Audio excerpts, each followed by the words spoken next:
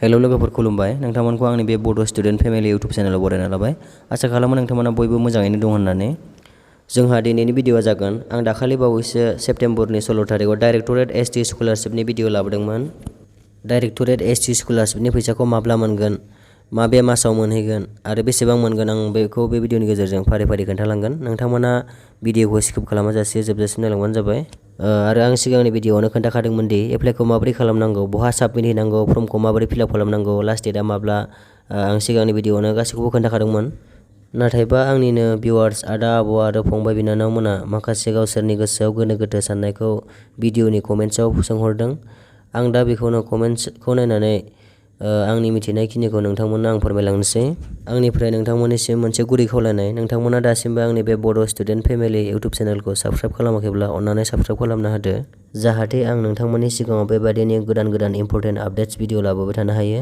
नोंथांमोननाव गिबियावनो निमाहा बिग्रोनाय थाबाय, मानोना आं नोंथांमोननि सिगाङाव थाब थाब लेटेस्ट भिडिअ लाबोनो हायाखै आरो बे डाइरेक्टरेट एसटि स्कलारशिपनि नटिसखौ सिगाङावनो मोनखादोंमोन, नाथाय भिडिअखौ थाब हगारनो हायासै। बेनिखायनो नोंथांमोननाव निमाहा बिबाय, मानोना आंहाबो दायो फरायगासिनो दङ नालाय, बेखायनो इउटुबाव आं फुल एक्टिभ थानो हाथ'वाखै। उननि समफोराव थाबैनो नोंथांमोननि सिगाङाव लेटेस्ट भिडिअ लाबोनो नाजागोन। जोंहा डाइरेक्टरेट एसटि स्कलारशिपनि एप्लाइआ सोलिगासिनो दं। नोंथांमोना दासिमबो खालामाखैब्ला खालामना लादो थाबैनो। नोंथांमोना माखासे डिटेल्सखौ मिथिनो थाखाय सिगांनि भिडिअखौ नायहैनो हागोन। दायो आङो नोंथांमोननि सिगाङाव कमेन्टखौ नायनानै नोंथांमोननि गोनो गोथो साननायखौ आङो फोरमायलांनोसै। नोंथांमोना भिडिअखौ जोबजासिम स्किप खालामाजासे नायलांबानो जाबाय। जोंहा सासे फंबाया सोंहरदों, डिग्री फरायबाय थानाया मोना नामा? डिग्री फरायबाय थानाया मोननाय नङा फंबाय। जोंहा डिग्रीखौ पास जानाय जाथारनांगोन, अब्लासो मोनगोन। बेबो जोंहा डिग्रीयावहाय 70% लानानै एबा 7 पइन्ट लानानै पास जानाय जानांगोन, अब्लासो मोनगोन। फंबाया दायो डिग्री फरायबाय दंबा मोजाङै मार्क्सफोरखौ लाखिबानो जाबाय, जाहाथे नोंथाङा डिग्री पास जानाय समावहाय 70% जाहैयो गासै टटेल। जोंहा बे डाइरेक्टरेट एसटि स्कलारशिपआ बोसोरावनो खेनसे फैबाय थायो नालाय। आगैमोननि कमेन्टखौ आं फरायग्रोनोसै, एसे एखे कमेन्टखौ आं फरायग्रोनोसै फार्स्टआवहाय। नोंथांमोना एसे गोनो गोथो मोनदों नालाय आगैमोना, आं बेखौ फारि फारि खोन्थालांजोबनोसै। सासे आगैया जोंहा सोंहरबावदों, डिग्री फरायबाय थानाया मोना नामा होननानै। सासे आगैया सोंहरबावदों, डिग्रीया जाया नामा आदा होननानै। सासे आगैया सोंहरबावदों, ओइचएसआव 70%आ मोननाय नङा नामा होननानै। आरो आगैया सोंदों, थार्ड सेमाव फरायनायफोरा हायोना हाया आदा?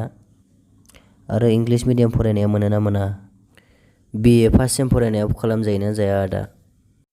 दादा आं दा बिकम थार्ड सेमिस्टाराव फरायगासिनो, एप्लाइ खालामनो हागोन ना हाया? सियरलि मोनमारगोन ना? आं एबार पिजि फार्स्ट सेमिस्टाराव फरायगासिनो दङ। डिग्रीयाव आंना 72%मोन, ओरैनो गोजान थांगारनाय जागोन। एरियारा जागोन ना जाया? आं थांनाय बोसोराव एगजाम लिराखैमोन, एबार लिरबाय, पासबो खालामबाय, आंना जागोन ना जाया? आं एमबिबिएस फरायगासिनो दङ, आं मोनगोन ना मोना? प्लिज रिप्लाइ सुन। आदा आंना बिएआव 7.14 एप्लाइ खालामजागोन ना जाया? प्लिज खोन्थाहरलाय आदा। एनएसपि स्कलारशिपखौ एप्लाइ खालामखांनाया एप्लाइ खालामबावनो हायो नामा? 80% मोननाया। जोंहा बे स्कलारशिपखौ मोननो थाखाय जोंहा एक्टिभ फरायबाय थानाय, जेरै degree first same, third same, fifth sem फरायबाय थानाया मोननाय नङा। मानोना जोंहा देग्लायसो 2024 मायथाइयावसो पास जानाय जाथारनांगोन, लोगोसे पार्सेन्ट लानानै मोजां पार्सेन्ट लानानै पास जानाय जानांगोन, अब्लासो मोनगोन। सासे फंबाया सोंहरदोंमोन, इंलिश मिडियाम फरायनाया मोनगोन ना मोना? इंलिश मिडियाम फरायदोंबाबो मोनगोन, माने नोंथांना पार्सेन्टल'सो जानांगोन आरो पार्सेन्टआ गोरोबनांगोन, अब्लासो जागोन। आरो सासे फंबाया सोंहरबावदोंमोन, देग्लायसो एरियार पास जानाया मोनगोन ना मोना? जोंहा डिग्रीनि बेलायाव जोंहा बेक थायो नङा होमबा, एरियार होनना बुङो। थ' थांनाय बोसोरावहाय हमना ला एगजामखौ लिराखै एबा बेक थाबाय, देग्लायसो लिरफिनबाय, बिथांमोना देग्लाय पास जादोंब्लाबो पार्सेन्टआ। आरो सासे आगैया सोंहरबावदोंमोन, एनएसपि स्कलारशिप एप्लाइ खालामखांनाया जोंहा बे डाइरेक्टरेट एसटि स्कलारशिपखौ मोनगोन ना मोना? जोंहा बे मोननैबो स्कलारशिपनि गेजेराव जोंहा स्कलारशिपआ आलदा आलदाखासो। एनएसपि स्कलारशिपआ आलदा, डाइरेक्टरेट स्कलारशिपआ आलदा। जोंहा एनएसपि स्कलारशिपआ जाहैदों सेन्ट्रेल लेभेलनिफ्राय फैनाय, बियो इन्डियानि बे स्कलारशिप। जोंहा नैबे डाइरेक्टरेट एसटि स्कलारशिपआ जाहैबाय बे आसाम गभर्नमेन्टनि स्कलारशिप। जोंहा बे आलदा आलदाखा, जोंहा मोननैखौबो एप्लाइ खालामनो हागोन। नोंथांमोना पार्सेन्टआ दङब्ला एबा गोरोबोबा बानायना लाबानो जाबाय बयबो। दायो आङो पार्सेन्टनि बागै बुंनोसै। जोंहा मेट्रिक पासजों लोगोसे 80% थानांगोन मिनिमाम, आरो ओइचएसआवहाय जोंहा 75% थानांगोन मिनिमाम, अब्लासो स्कलारशिपखौ मोनगोन। आरो डिग्रीनि बेलायावहाय जोंहा जेरै इउजि, बिए, बिकम, बिएससि बिथांमोननि थाखाय जोंहा 7 पइन्ट थानांगोन एबा 70% थाथारनांगोन मिनिमाम, अब्लासो मोनगोन। आरो जोंहा पस्ट ग्रेजुवेट पिजिफोरनि थाखाय एमए, एमकम, एमएससिफोरनि थाखाय जोंहा 65% थानांगोन एबा 6 पइन्ट थानांगोन, 6.5 थानांगोन, अब्लासो मोनगोन। नोंथांमोना जाय बिथांमोना आं दा बुंनाय पार्सेन्टआ दङ, बिथांमोना जायोब्ला एप्लाइ खालामनो हागोन। जोंहा स्कलारशिपखौ जोंहा बयबो मोनखायो दे, बेखौ बयबो एप्लाइ खालामनो पार्सेन्टआ जायोबा। थांनाय बोसोराव जाय खालामदों बिथांमोनानो बयबो मोनजोबदों। आरो सासे फंबाया सोंहरबावदों जायगाया माहाय हैनांगौ। आं सिगांनि भिडिअआवबो खोन्थाखादोंमोन बहा हैनांगौ जायगाखौ एड्रेसखौ खोन्थाखादोंमोन। नोंथांमोना नै नायबानो जाबाय आं खोन्थाना होनि। सासे फंबाया सोंहरबावदों फर्मखौ बहा मोनगोन दानो खिन्थाहर। आं सिगांनि भिडिअआवबो खोन्थाखादोंमोन फर्मखौ जोंहा माबोरै डाउनलड खालामनांगौ आरो डिसक्रिपसनाव आं लिंकबो होना होदोंमोन।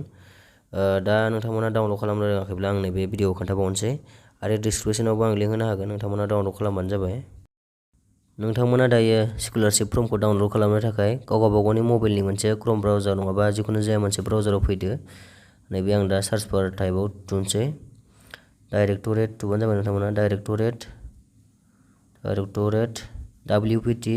wpt.bc.gov.in स्कलारशिप नटिस बिदि थुबानो जाबाय। आंना दा थुखानाय दं नालाय बेयाव हारसिं ओंखारफैबाय आं बेयाव थुबाय। थुखांनायनि उनावहाय ग'आव थुदो एबा सार्चआव थुदो। बिदि थुखांनायनि उनावहाय जोंहा नैबे फार्स्टआवनो नुदोंना सार्कुलार्सआवहाय बे नटिफिकेसन बेवहाय थुदो फार्स्टआवहायनो आं थुना होबाय। बेयाव थुनायनि उनावहाय जोंहा एसे बोखोलांदो बोखोलांनायनि उनावहाय जोंहा नैयाव मोनगोन second अपसनावहाय advertisement under the scheme special incentive to ST scholarship एबा स्टुडेन्टफोरनि थाखाय बेयाव मोनसे एडभार्टाइजमेन्ट होदों जोंहा बेयाव थुदो। बेयाव थुनायनि उनावहाय जोंहा बेयाव मोननै फर्म नुदों। गाहायाव दं एप्लिकेसन फर्म गोजौआव जाहैबाय एडभार्टाइजमेन्ट आं बेखौ सिगाङाव खोन्थाखाबाय एडभार्टाइजमेन्टखौ। दा एप्लिकेसन फर्म नांगौ जाहा नालाय जोंहा बेखौ थुनोसै बेयाव थुबाय। बे थुनायनि उनाव जोंहा डाउनलड एगेनाव थुदों आंना डाउनलड दंखायोमोन नालाय एगेन खोन्थाबाय। डाउनलडआव थुनायनि उनावहाय बिदि ओंखारबाय।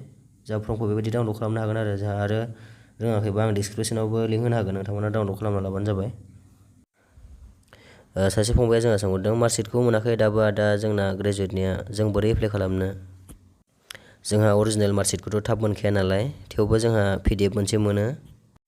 जोंहा बे PDF मोनसेयावनो जोंहा फार्स्ट सेमनिफ्राय लानानै 6 सेमसिम गासिबो केलकुलेट खालामनाय थाजोबो मोनसे PDFआवनो।